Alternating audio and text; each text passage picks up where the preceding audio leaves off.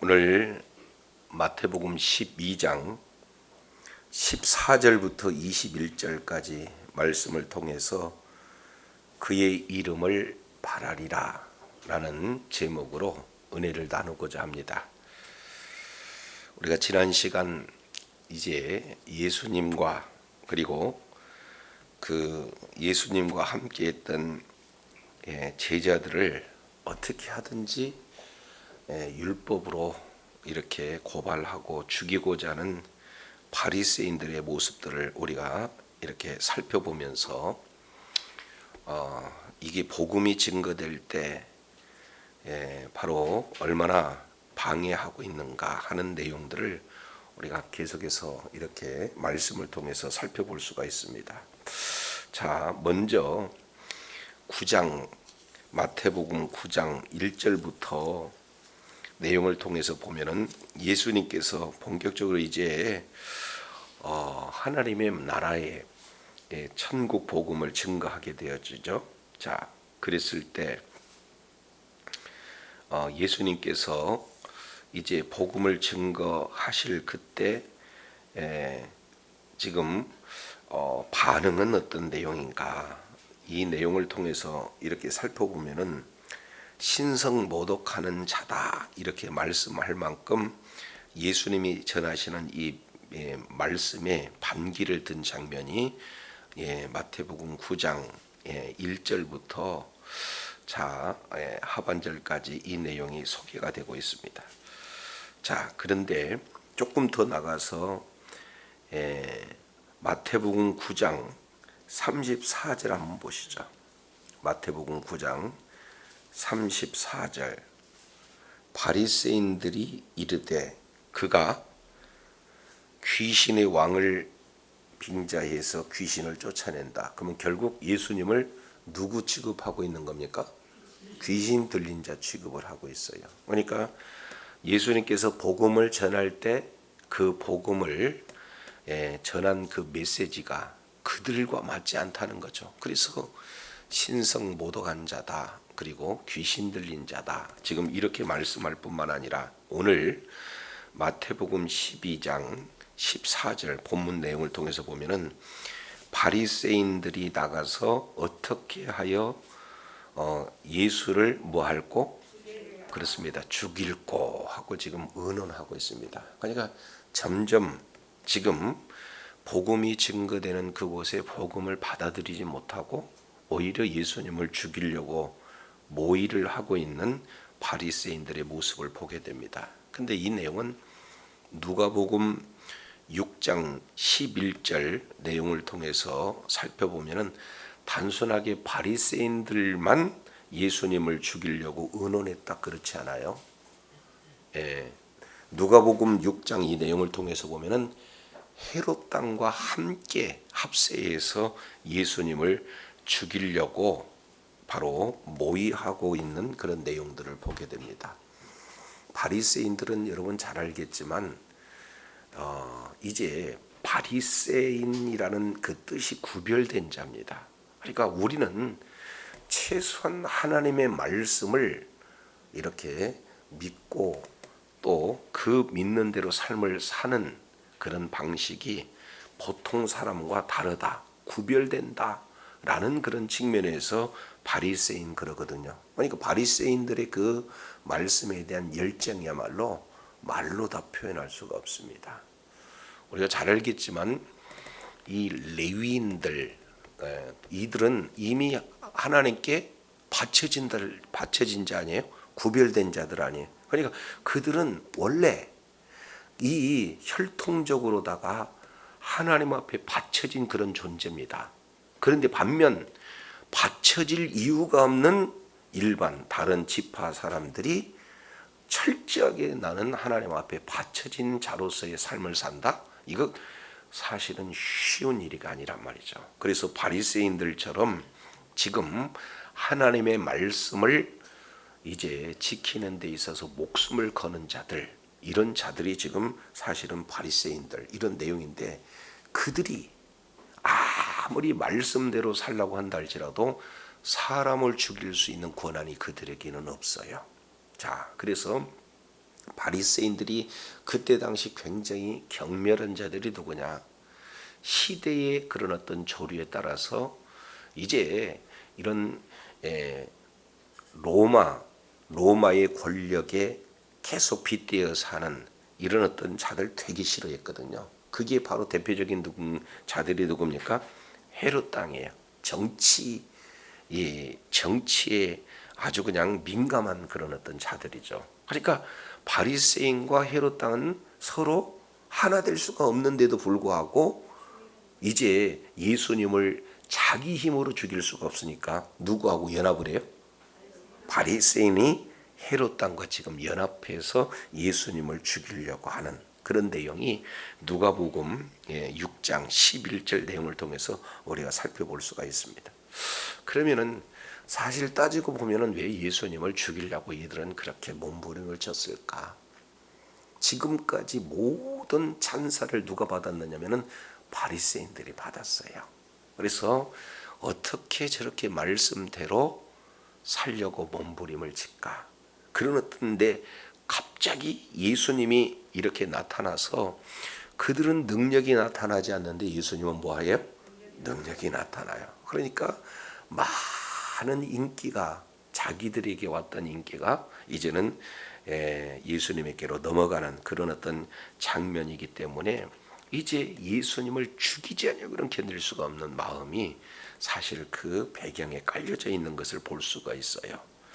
자, 그런데 그거보다도 또 조금 더 실질적인 내용이 어떤 부분이냐면은 율법에 대해서 무지하기 때문에 그렇습니다.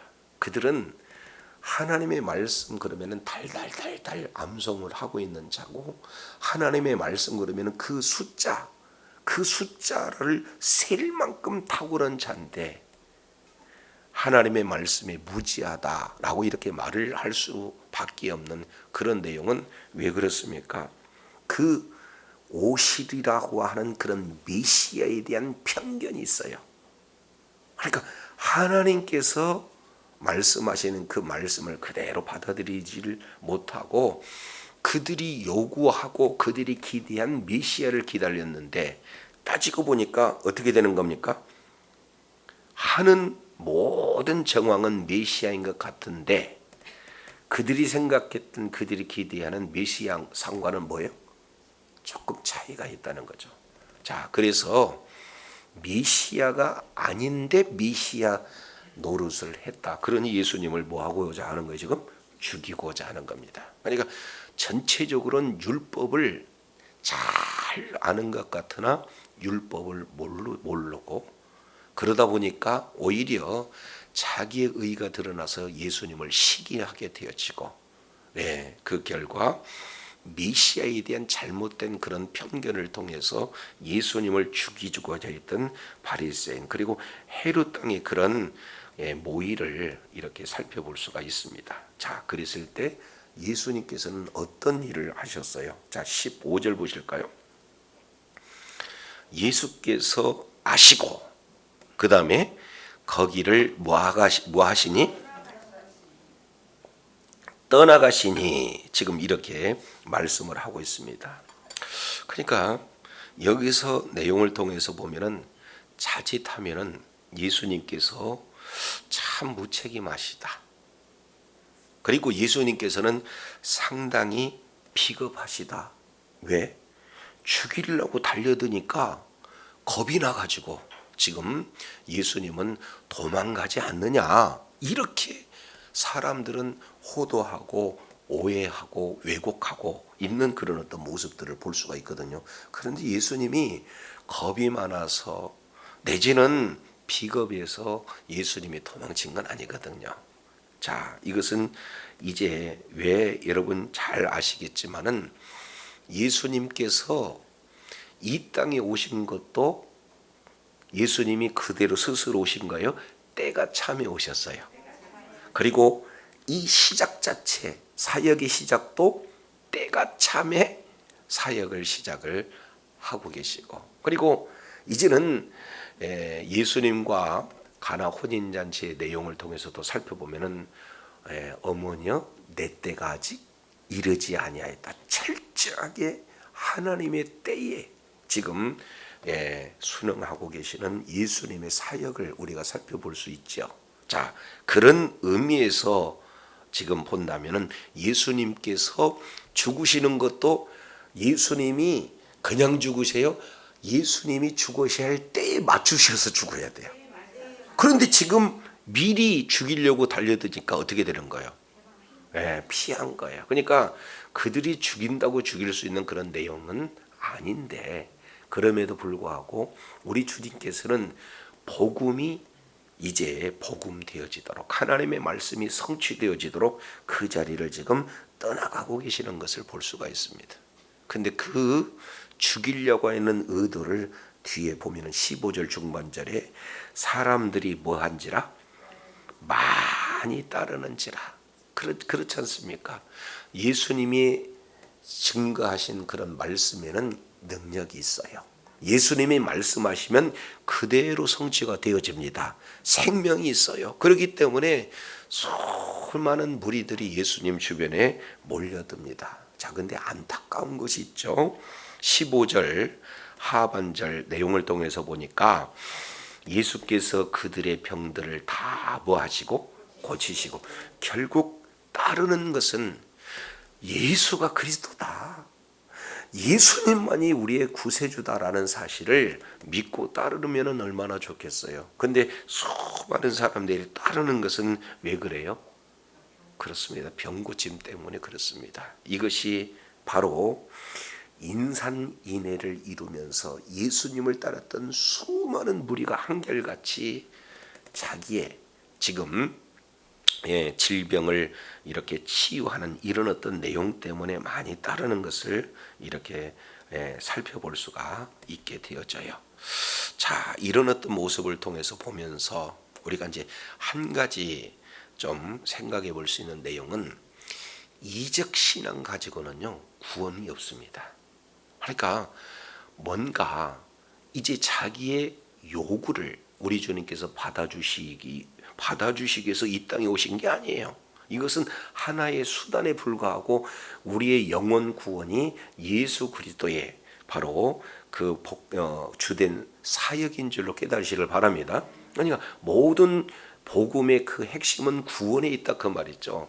치유, 이 내용은 구원을 위한 하나의 또 다른 이런 방편이 되어지는 거죠.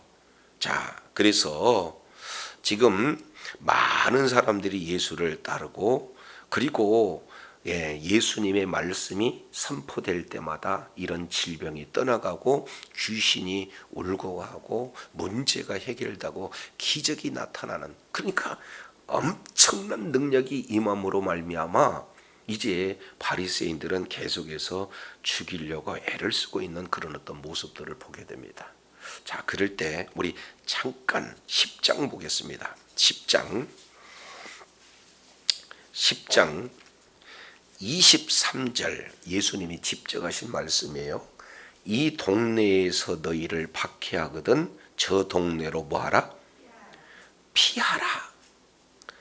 내가 진실로 너희에게 이르노니 이스라엘의 모든 동네를 다 다니기 못하여 인자가 오리라. 이렇게 말씀하라고 했어요. 예수님께서 그냥 박해를 하면은 뱀같이 지혜로워라, 비둘기같이 순결하라 해서 그 자리에서 뭐라는 거예요?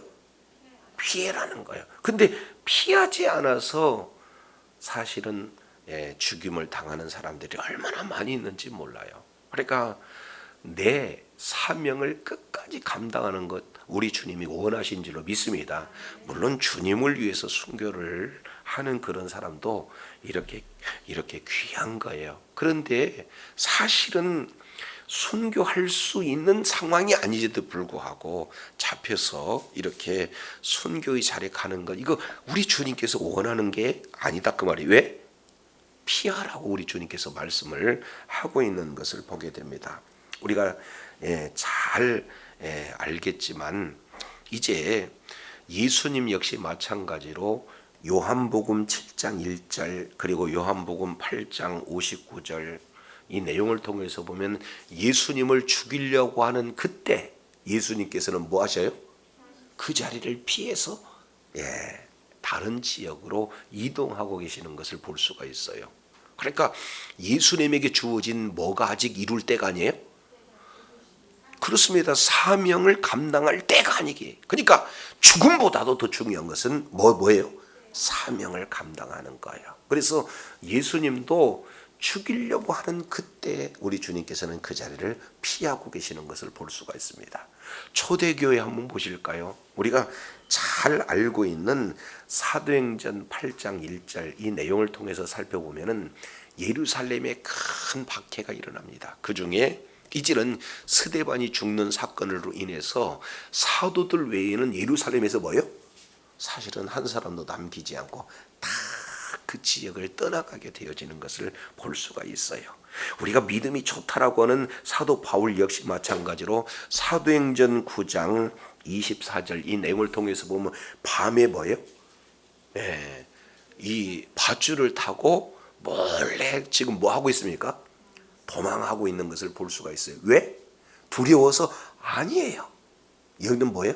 사명을 감당하기 위해서 그렇다. 그러니까 잘못 이렇게 오해해서 사명을 감당치 못하고 지혜가 없어서 죽는 그 내용은 하나님이 원치 않는다라는 사실을 아주 우리가 예수님의 행적을 통해서 그리고 사도들의 그런 행적을 통해서 우리가 살펴볼 수 있는 그런 어떤 내용이 되어지죠.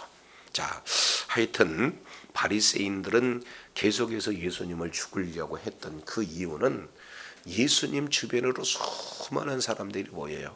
예수님이 이제 말씀하신 내용에 그대로 이루어지기 때문에 그렇습니다. 자, 그런데 여기에 예수님께서 조금 이해할 수 없는 메시지를 전해요. 16절입니다. 자기를 나타내지 말라 뭐 하셨다? 경고하셨다. 이것은 책망성이 있는 경고예요. 그러니까 나를 더 이상 뭐 하지 마라? 이렇게 알리지 마라. 나타내지 말라. 이렇게 얘기하고 있어요. 그러면 왜 예수님은 이렇게 알리지 말라 그러셨을까?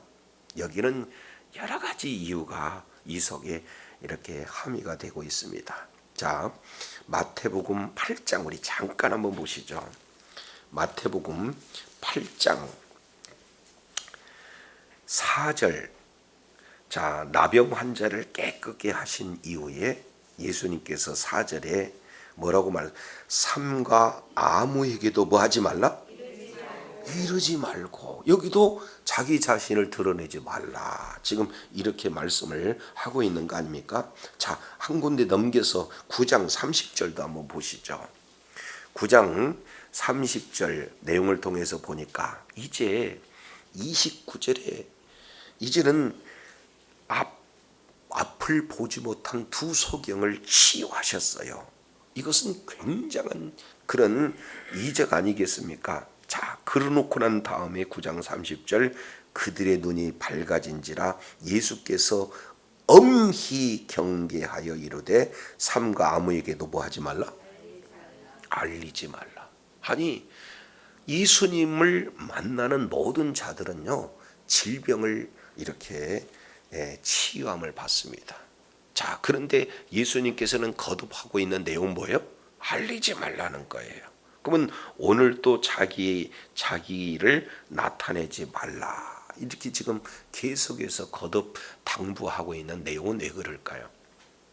여기는 1차적으로는 예수님의 사명을 이렇게 감당함에 있어서 죽이려고 달라드는 그런 자들 때문에 방해를 받을 수 있는 그런 외적인 요소도 있습니다. 근데 실제 예수님께서 말씀하고 있는 내용은 오늘 우리가 살고 있는 이 시대에 지금 정확하게 꿰뚫고 지금 말씀을 하고 있는 것을 볼 수가 있어요. 왜 주변에 수많은 사람들이 찾아왔습니까? 복음 때문에 찾아왔습니까? 아니면 치유 때문에 찾아왔습니까? 자기의 욕심을, 자기의 요구를 해결받는 것 때문에 찾아오잖아요. 그러니까 이것은 예수님을 믿는 잘못된 믿음이다 그 말이죠. 그렇기 때문에 이런 예수가 아니다. 나는 단순한 치유를 위해서 너희들의 요구를 들어주는 예수로서 온 것이 아니고 너희를 위해서 죽으시기 위해서 왔다 하는 바른 복음이 전해져야 되는데, 치유하는 형태의 내용을 통해서 보면은 뭔만 드러나는 거예요? 예수님을 만났더니 질병이 치유됐습니다. 예수님을 만났더니 문제가 해결됐습니다. 이런 잘못된 곡해되어지는 그런 복음, 말씀, 예수 그리스도를 잘못 이해할 수 있기 때문에 우리 주님께서 철저하게 함구령을 지금 내리고 있는 것을 볼 수가 있어요. 자, 그런데 이것조차도 하나님은 예수님의 의지가 아니라는 거예요. 왜냐하면 17절, 이는 이렇게 큰 이적을 이렇게 드러내 보이면서도 이 자기를 드러내지 말라고 하는 것이 왜 그러냐? 이사야 선지자가 이미 예언했다는 거죠. 자, 이는 이사야 선지자로 말씀하신 바 그랬습니다. 그래서 마태복음에는 이사야 선지자의 글이 굉장히 많이 인용되고 있는 것을 볼 수가 있어요. 그것은 왜 그렇습니까? 이사야서야말로 메시아에 대한 예언을 참 많이 하고 있기 때문에 이사야 선지자를 이제 통해서 말씀한 것을 인용하고 계시죠. 자, 우리 18절 다 같이 한번 읽어볼까요? 시작. 곧 내 마음에 기뻐하는 바 내가 사랑하는 자로 다 내가 내 영을 그에게 줄 터이니 그가 심판을 이방에게 알게 하리라. 아멘. 자, 여기서 보니까 보라 이렇게 말씀하면서 메시아 나의 택한 종이다. 곧 내 마음에 기뻐하는 종이다. 그리고 세 번째 뭐요? 나의 사랑하는 자로다. 이렇게 하나님께서 메시아에 대해서 택한 종, 기뻐하는 종, 사랑하는 종, 지금 이렇게 표현을 하고 있어요. 그래서 내가 내 성령을 그에게 부어줄 것이다. 그러면 성령으로 이제 충만한 메시아는 무슨 사명을 감당하느냐? 그가 무엇을 이방에게 알게 해요? 심판을 이방에게 알게 한다. 지금 이렇게 표현하고 있어요. 자, 우리 잠깐 원본 이사야서 42장 우리 잠깐 찾아보도록 하겠습니다. 그래서 42장과 왔다 갔다 이렇게 진행할 거니까 거기다 표시를 좀 해두셨으면 좋을 것 같아요. 자, 이사야서 42장 내용을 통해서 보면은 1절 내가 붙드는 나의 종, 내 마음에 기뻐하는 나의 택한 사람을 봐라. 내가 나의 영을 그에게 부었은즉 그가 이방인에게 뭐를 베풀리라? 예, 그러면은 여기서 한 단어가 조금 바뀌어졌다 이렇게 우리가 살펴볼 수 있죠. 이사야 선지자는 내가 이방에게 뭘 전파한다?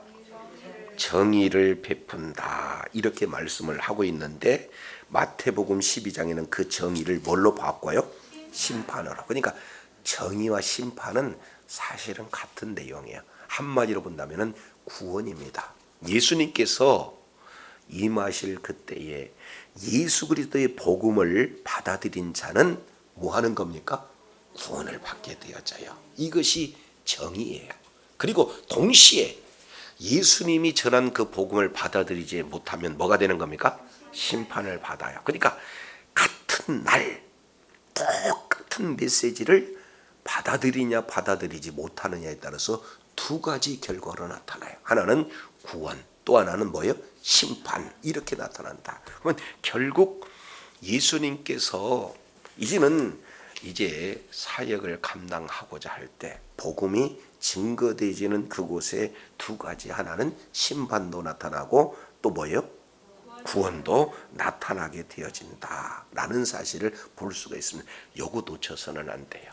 그러니까 수많은 사람들이 예수님께 몰려들고 예수님을 만나는 수많은 사람마다 문제가 해결됐다 할지라도 그것이 본래적인 사역이 아니라 진짜 메시아의 본래적인 사역은 첫 번째 어떤 사역이라는 거예요? 그렇습니다. 구원 사역이라는 거. 이거 놓쳐서는 안 됩니다. 그래서 누차 이해를 돕도록 예를 들어서 말씀을 드리곤 했습니다. 그러니까 자녀, 이제 부모와 자녀 사이에 부모가 자녀들을 위해서 사랑을 적극적으로 표현하고 또 자녀들에게 선물도 하고 이거 얼마나 좋은 그런 내용이에요. 그런데 자녀 입장에서 보면은요, 어느덧 이게 주객이 전도돼 가지고 그 선물을 주는 아버지, 어머니보다도 오히려 선물을 들고 있는 아버지, 어머니 손을 더 기대한다. 이것은 안 되잖아요. 본질이 바뀌어진 내용 아니겠습니까? 그러니까 예수님을 만나면 문제가 반드시 해결이 되어져요. 그런데 문제를 해결해 주는 예수님이 이게 본질이 아니다 그 말이죠. 예수님 자신이 우리에게 너무나 뭐예요? 중요한 거죠. 그 예수님은 왜 그래요? 우리를 위해서 죽으시고 우리를 위해서 대속의 죽으심으로 우리를 구원해 주신 그런 어떤 주님인데 그 구원 가운데는 그 외의 모든 것을 다 포함하고 있다 그 말이죠. 그렇기 때문에 저와 여러분 이제 기도 응답은 반드시 받아야 될 줄로 믿습니다. 근데 기도 응답이 더디다 할지라도 기도 응답이 안 이루어진다 할지라도 우리를 구원해 주신 주님은 바로 예수가 메시아라는 사실을 저와 여러분 믿고 주님 앞에 나가야 될 줄로 믿습니다. 여기 우리들에게 주어지는 지금 내용인 거죠. 자, 다시 정리하면 복음이 증거되는 그곳에 두 가지 오해가 있어요. 하나는 예수님을 바로 알지 못한 하나님의 말씀에 능한다 할지라도 하나님의 말씀에 무지하니까 예수님을 죽이려고 하는 자들, 그리고 또 예수님을 따르되 이적적인 신앙으로 따른 자들, 이것은 참된 그리스도의 사역을 제대로 알지 못하는 두 가지 예를 지금 말씀을 드린 거예요. 그러면 진짜 사역의 본질 내용은 첫 번째 뭐였다는 거예요? 자기 자신은 드러내지 않는다 할지라도 바로 구원주, 바로 메시아는 구원하는 일에 가장 우선수를 이렇게 두고 있다라는 사실을 이렇게 볼 수가 있어요. 그래서 마태복음 3장 그리고 마태복음 17장 이 내용을 통해서 보면 하늘문이 활짝 열립니다. 예수님이 세례받을 때 하늘문이 열리고 그리고 성령이 비둘기같이 임하시면서 메시지가 그는 내 사랑하는 아들이요 내 기뻐하는 자다. 지금 마태복음 12장 18절이 마치 예수님이 세례를 받으실 그때에 들려오는 음성과 똑같은 내용입니다. 이 동일한 메시지는 변화산 사건에서 그대로 나타나는데 거기에 핵심은 바로 복음의 구원의 역사가 임한다. 이 내용을 말씀을 하고 있어요. 자, 이제 두 번째 내용을 통해서 보면은 12장 19절입니다. 12장 19절. 그는 다투지도 아니하며 들레지도 아니하리니 아무도 길에서 그 소리를 뭐하지 못하리라? 듣지 못하리라. 그래서 예수님은요 이런 구원 사역을 진행하면서 예수님의 성품이 어떤가, 메시아의 성품을 19절 잘 지금 설명을 하고 있어요. 그 내용은 뭐냐? 그는 뭐하지 않는다? 다투지 않는다. 그 다투지 않는 내용은 보세요. 15절 예수께서 하시고 거기를 뭐요? 피하셨어요. 다퉜습니까? 안 다퉜습니까? 안 다투고 그냥 자리를 피할 뿐이에요. 이것이 메시아의 그런 어떤 사역에서 참 온유하시는 예수님의 성품을 잘 이렇게 드러내고 있습니다. 자, 그래서 15절 내용처럼 예수님은 그저 다투지 않고 자리를 이렇게 피할 뿐이시다. 이렇게 얘기하고 있습니다. 자, 19절 중반절 들레지도 아니하리라. 자, 이 들레다라고 하는 이 내용은 아주 크게 소리치다 라는 그런 어떤 뜻이 되어져요. 자, 16절 자기를 뭐 하지 말라? 나타내지 말라. 그러니까 자기가 이 하나를 해놓고 내가 이것을 했다라고 큰 소리로 많은 사람들에게 알리는 일 예수님은 하시지 않아요? 설령 그 일을 한다 할지라도 경계하신 분이죠. 그러니까 16절의 그 말씀을 그대로 지금 이루시는 예수님의 모습을 볼 수가 있습니다. 그래서 아무도 길에서 그 소리를 뭐 하지 못한다? 듣지 못한다. 그러니까 전적으로 하나님의 말씀에 귀 기울이고 전적으로 하나님의 들은 말씀에 순종했던 예수님의 모습, 이것이 바로 11장 29절 예수님이 예수님을 향해서 나는 마음이 온유하고 나는 뭐다? 겸손하다. 이 내용을 그대로 지금 이렇게 표현을 하고 있습니다. 그래서 온유와 겸손은 그저 그냥 부드럽고 아주 그냥 비굴한 이런 상태가 아니라 하나님의 말씀에 절대 순종하는 것을 온유 겸손 이렇게 진행을 하고 있는 거죠. 그 외에 자기가 한 모든 내용은 다 묻어둡니다. 이야기하지 않습니다. 그리고 오직 하나님께만 영광 돌리는 이런 내용을 온유 겸손. 그래서 19절 잘 이렇게 말씀을 하고 있어요. 자, 그러면은 메시아로서의 본질, 첫 번째가 복음을 통해서 구원하는 일, 두 번째 구원하기 위해서 그 중심을 받다니 온유와 겸손한 자세, 그리고 세 번째 메시아 본질, 이 내용을 통해서 보니까 20절이에요. 자, 온유 겸손한 예수님께서 전적으로 구원하시는 일에 집중하는 것은 왜 그런가? 오늘 20절 보면 알 수가 있습니다. 20절 우리 다 같이 한번 읽어볼까요? 시작. 상한 갈대를 꺾지 아니하며 꺼져가는 심지를 끄지 아니하기를 심판하여 이길 때까지 하지.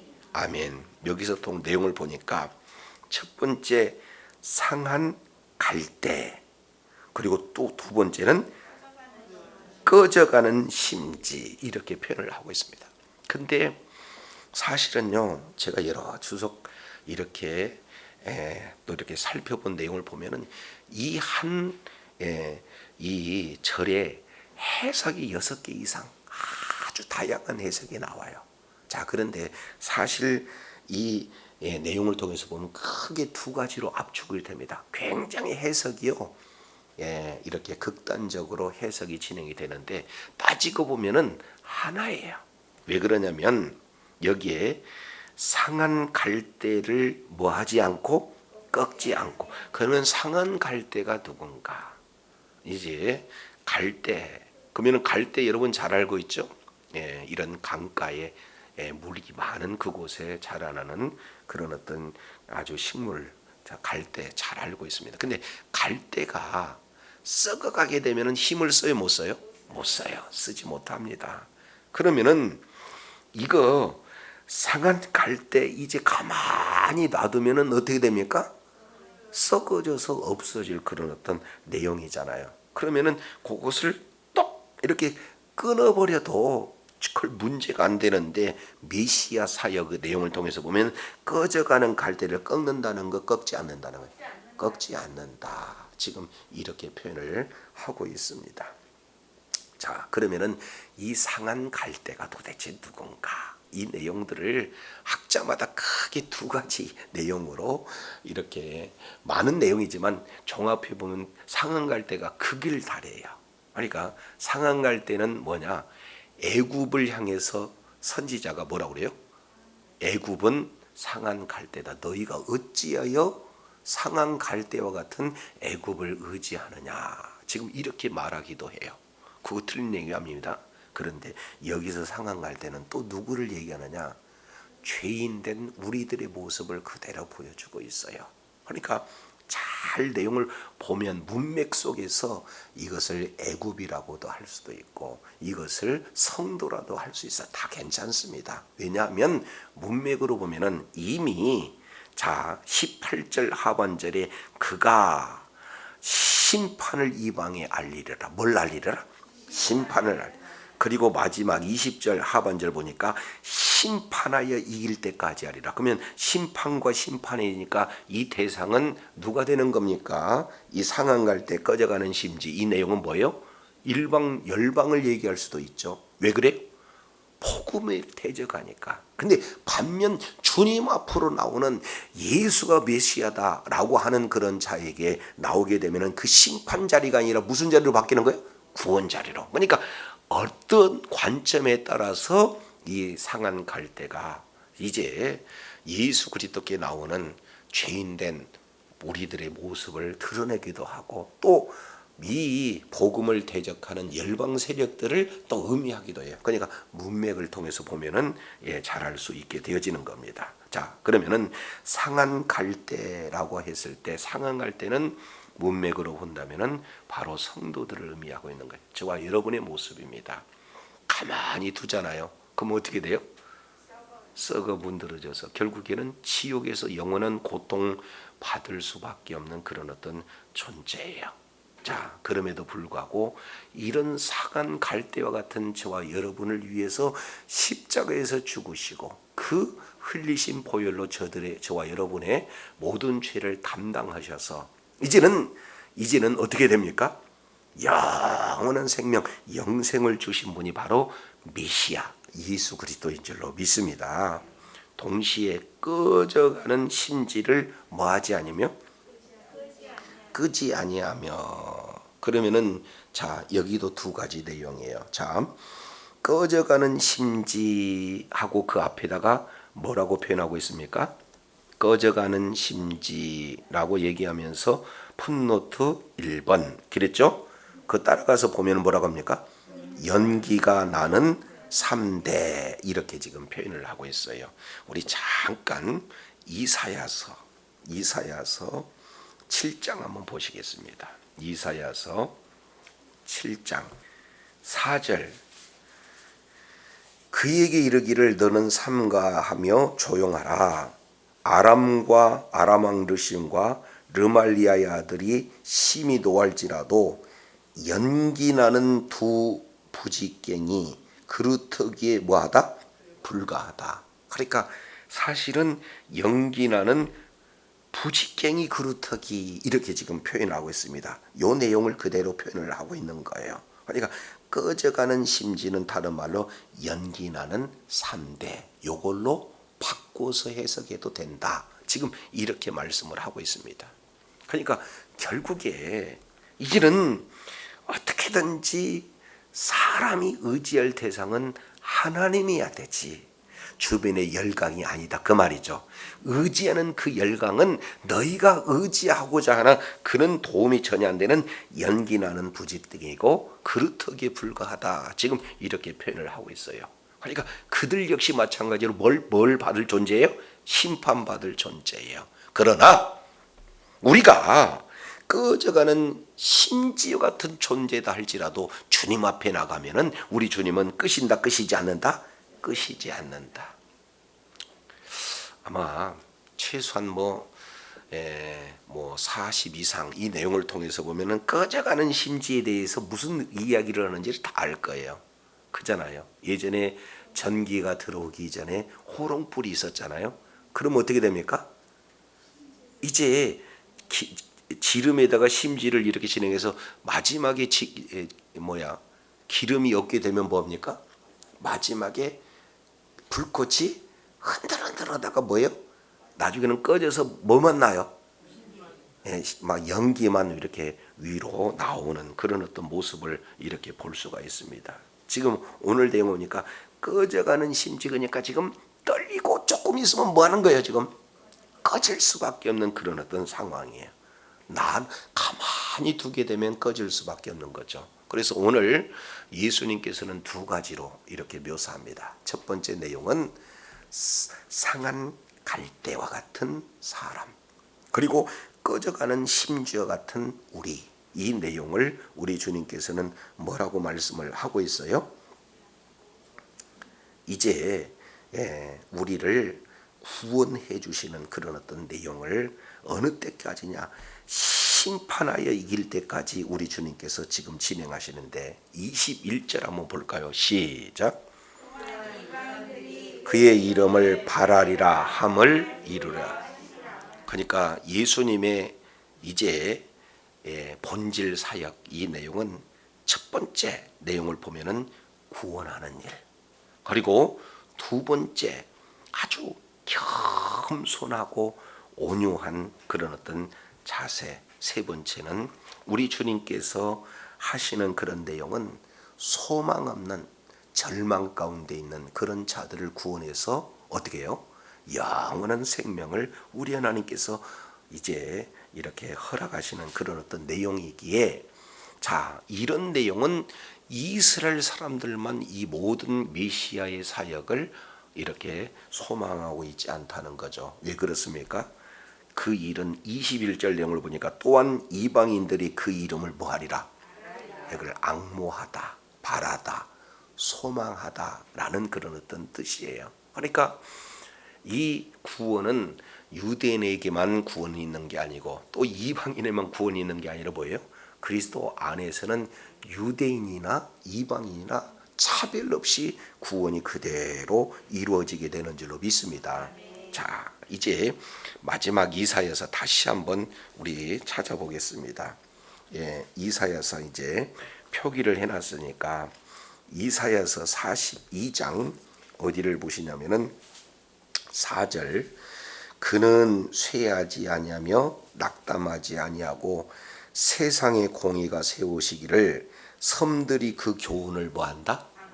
여기서 섬들이라고 하는 내용은 이방인을 포함한 모든 나라, 그래서 그의 교훈, 메시아의 말씀을 앙망한다, 바라본다 하는 내용을 그대로 지금 이렇게 표현을 하고 있습니다.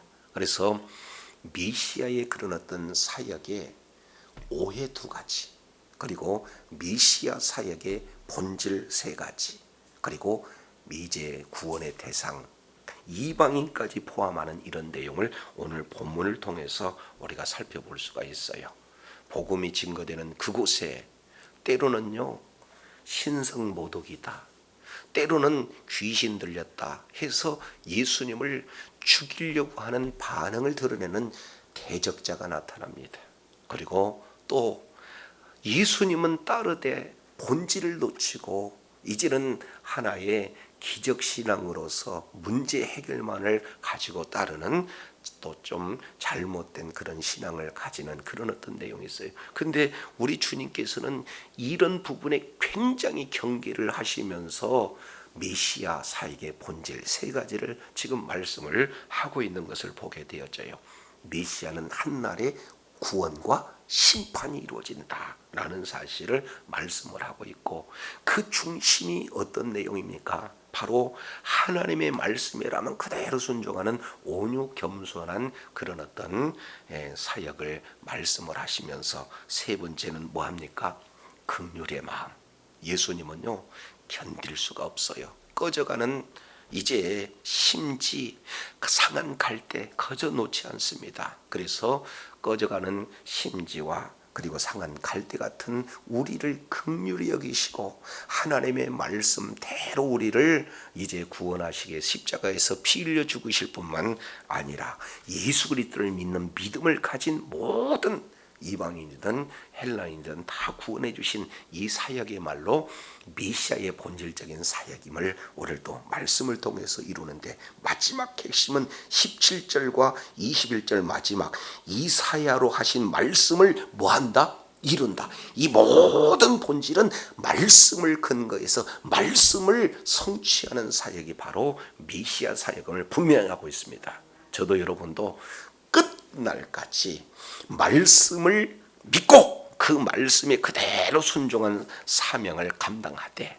바로 예수 그리스도 안에 구원이 있다라는 사실을 깨달으시고 하나님의 말씀에 전적으로 온유 섬김으로 이제 귀한 사명을 잘 감당하고자 할 때 그 중심이 뭐예요? 하나님의 사랑, 하나님의 자비와 그런 사랑으로 충만해서 이제는 내가 하나님의 사랑을 받아서 이런 은혜를 받은 자로서 그 사랑을 흘러 많은 사람에게도 이런 예수 그리스도를 전하고 그들 역시 마찬가지로 구원을 받아서 하나님께 사랑받고 하나님의 기업을 온전히 누리는 지혜자요, 축복자요, 능력자들이 다 되시기를 예수 이름으로 축원합니다. 기도하겠습니다.